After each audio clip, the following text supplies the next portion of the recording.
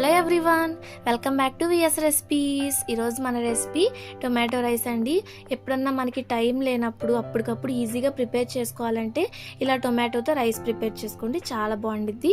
ముందుగా అయితే మిక్సీ జార్లో ఒక 2 టొమాటోస్ని కట్ చేసుకొని వేసుకోవాలి. తర్వాత కొద్దిగా అల్లం ముక్క, 5 దాకా వెల్లుల్లి రెబ్బలు యాడ్ చేసుకొని ఇలా ఫైన్ పేస్ట్లా చేసుకోవాలి.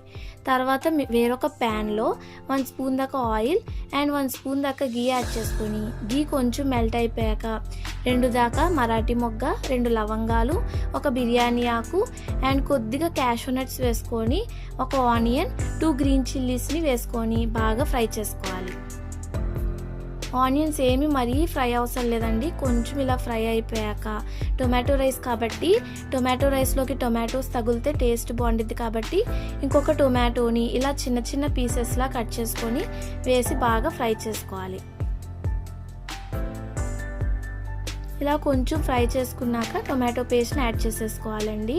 టొమాటో పేస్ట్ వేసుకున్నాక 1 నిమిషం పాటు మొత్తాన్ని బాగా మిక్స్ చేసుకోవాలి. తర్వాత ఆయిల్ కొంచెం ఇలా పైకి తేలుతూ ఉన్నప్పుడు ఒక చిన్న కప్పు దాకా మిల్క్ యాడ్ చేసుకోవాలి. తర్వాత రుచికి సరిపడినంత salt, 1 spoon red chilli powder, 1 spoon garam masala powder, 1 spoon coriander powder, 1/2 spoon జీలకర్ర పొడి వేసేసుకొని మొత్తాన్ని బాగా మిక్స్ చేసుకోవాలి.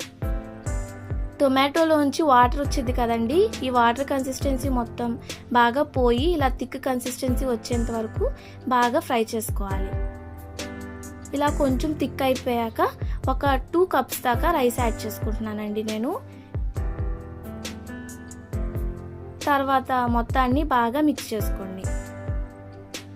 రైస్కి ఫ్లేవర్స్ మొత్తం బాగా పట్టాలండి, సో బాగా మిక్స్ చేసుకోవాలి. ఇలా మొత్తం మిక్స్ చేసేసుకున్నాక కొద్దిగా కొత్తిమీర కూడా యాడ్ చేసుకొని బాగా కలుపుకోండి. ఈ లోపల మీకు ఏదైనా సాల్ట్ తగ్గితే కనుక ఈ టైంలో అడ్జస్ట్ చేసుకోవచ్చండి. అంతే, ఇంకా బౌల్లోకి తీసేసుకొని ఆ పైన కొద్దిగా కొత్తిమీరతో గార్నిష్ చేసేసుకోండి. టేస్టీ టొమాటో రైస్ రెడీ అయిపోయిందండి.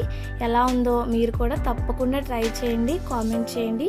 ప్లీజ్ అండి నా ఛానల్ని లైక్, షేర్, సబ్స్క్రైబ్ మర్చిపోకండి. Thanks for watching.